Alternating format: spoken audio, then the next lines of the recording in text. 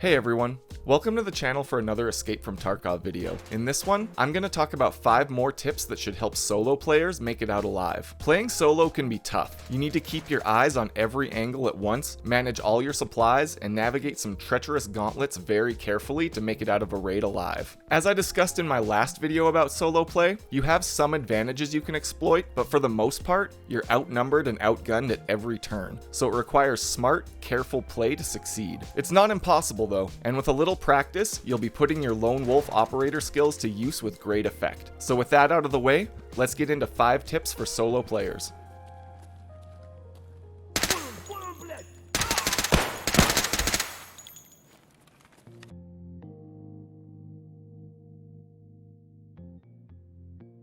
A common mistake not just from solo players, but across the board in Tarkov, is letting greed take over and becoming a hungry loot goblin the moment your kill's body has crumpled to the ground in a lifeless heap. It's natural to feel like this, especially when you kill a geared player or a scab with a nice loadout. That loot is waiting for you, and there's always a thought in the back of your mind that some hatchling will be picking over your hard-earned kill before you can get there. But remember as a solo player that you're always outnumbered, and play with that mindset until you know for sure that things are clear enough to loot up and get out of there. Taking a little bit of time to scope out the situation after you get a kill might just mean the difference between life and death, and will save you the soul-crushing feeling of eating a bullet right as you start looting a juicy kill. To expand on this a little, it's also a good habit to wait a moment and scope out the situation before firing on unaware enemy players, if possible, until you know how many of them you're dealing with. You aren't always going to have time for this, but when you spot players from a distance and have the drop on them, it might be to your benefit to watch for a few seconds and see if their friends pop out of the woodwork before taking that first shot. To make a long story short, when you're running solo, always play like you're outnumbered until you are 100% sure otherwise, because it can save your life.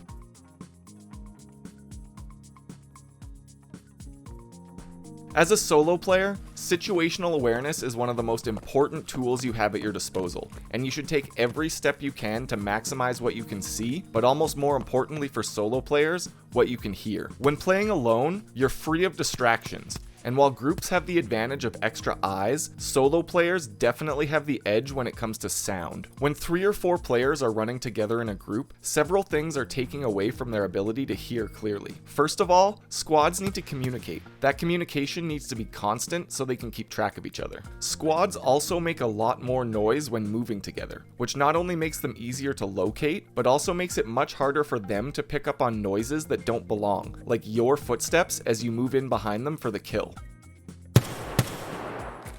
With that being said, I would definitely recommend solo players take a pair of active headphones into the raid with them, because they greatly increase the range at which you can hear sounds and the detail of what you're hearing. This gives you a huge advantage if you listen carefully for the audio cues of enemies approaching at the edge of your hearing range. Those extra few seconds of warning will often give you just the time you need to set up an ambush and get the upper hand.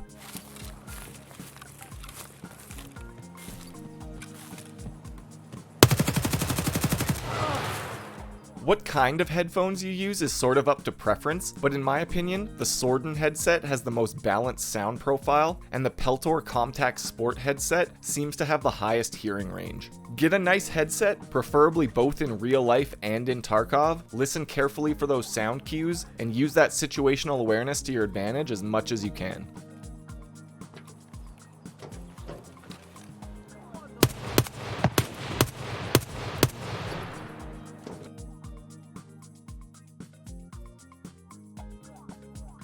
Related to the last tip about making sure you're focused on sound cues and listening carefully, this next tip is also about remaining aware of what's going on around you at all times. It was brought up in the comment section of my last solo tips video that it's a good habit to set yourself a limit to how long you leave yourself exposed, and to make sure you do a nice 360-degree sweep every now and then to make sure you aren't missing anything coming up behind you. When you finally head in to loot a body, or a building, or some other hotspot you've been scoping out, don't lose your situational situational awareness and get tunnel vision on the loot. Make it a habit to stop, look around, and listen every 30 seconds or so, and this will help you keep aware of what's going on and prevent you from getting surprised and killed without even knowing where it came from. It's a good habit not only while looting, but when you're traveling across long distances on the map as well. Instead of just holding down sprint and W and zoning out until you get where you're going, stop every minute or so and just take 15 to 30 seconds to look around, listen for distant sounds,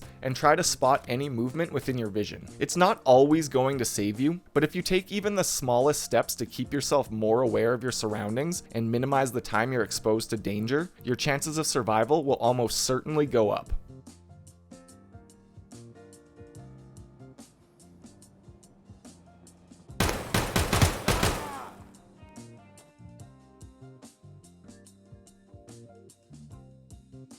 Like the last two tips, this one also sort of relates to increasing your situational awareness and how being able to gather more important information lets you put that information to more effective use. This tip is pretty simple. When you're playing solo, it's generally a good idea to bring a magnified optic on your weapon if that's at all possible. This will help you in several ways, both as a solo or a group player. But in my opinion, it's even more important as a solo player since you only have one set of eyes and you need to maximize what you alone can see at any one time. A magnified scope lets you see things at a distance with clarity, so you can observe potentially dangerous areas more accurately and from a much safer position. That same scope also lets you engage any targets you might spot much more accurately and allows you to fully see the effects of your rounds. When you have magnification, it's easier to tell if your shots hit the target and whether that target is dead or running away through the bushes, which helps you plan your next move. Basically, a magnified optic raises your chances of spotting an enemy before they spot you, and also enhances your ability to hit that target from long range without exposing yourself.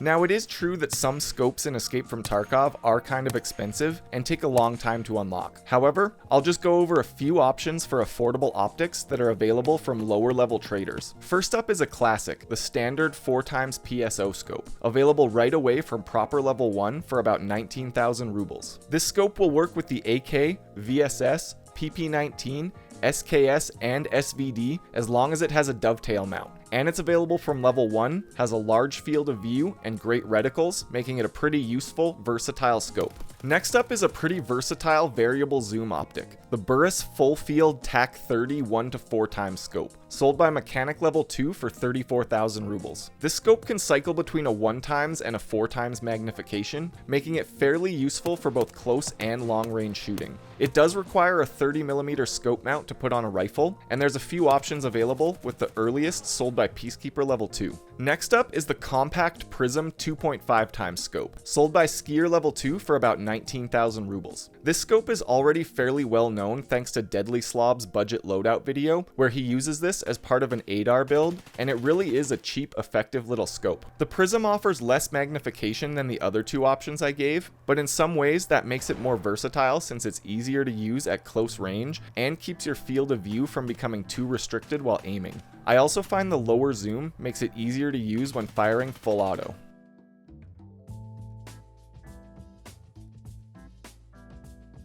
The final thing I want to talk about in this video is that as a solo player, you should always be trying to take cover and fight from positions that are easy for one person to cover and keep track of all the angles at once. Just to quickly show my line of thinking, I'll use an example from the labs of a very common spot to hold up, the L-bend hallway between parking and the reception area. This is actually a really strong position when playing in a squad, because if you have one person covering each of these main angles, it becomes pretty hard for anyone to get the drop on you. Playing this position as a solo, however, just means that you constantly have two angles and two entrances where enemies can easily approach you undetected and take you by surprise, because you can't look in three directions at once. Compare that to another room in the same map, like the lecture hall or the security post, which only have one main angle you need to cover and funnel enemies through one or two specific entrances, which are always in your line of sight. This situation now becomes much easier to deal with as a solo player because your attention and fire only needs to be focused in one direction, and nobody can creep up behind you and take you out before you even have a chance to fight back.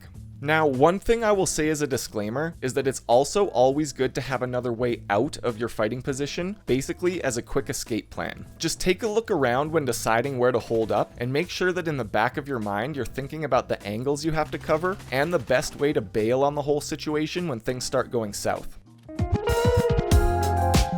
Well, that about covers it for today's 5 tips for solo players. It's a tough time wandering around all alone out there in Tarkov, but the lone wolf life will sharpen your skills and test your strategies, making you a better individual player overall. I hope this video helped you out, or at the very least gave you some things to think about and incorporate into your gameplay. I stream on Twitch at twitch.tv/jdogthewise, and it'd be great to see some more people drop by the stream, so I'll leave a link for that in the description. Thanks for watching the video. As always, feel free to leave any comments, corrections, or suggestions down below, and until next time, stay safe in Tarkov City.